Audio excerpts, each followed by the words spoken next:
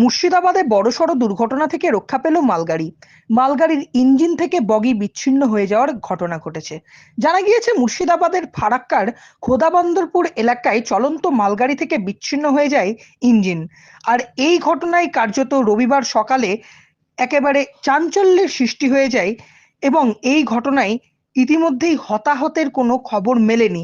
যদিও রেলের উচ্চপদস্থ আধিকারিকেরা ঘটনাস্থল পরিদর্শনে যান এবং তারপরে ওই দুটি মালগাড়িকে আবারও কাপলিং করার পর রেল চলাচল স্বাভাবিক করা হয়েছে।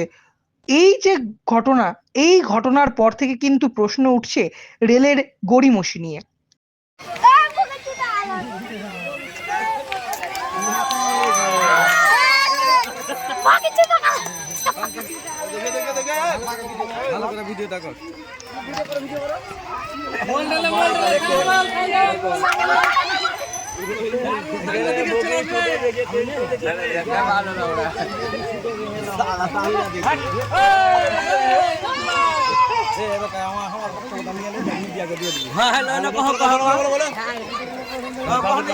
এই রেল লাইনে একটা গাড়ি আমাদের এই সাকোপাড়া হল্টের দিকে যাচ্ছিল ধুলিয়ানি স্টেশন থেকে।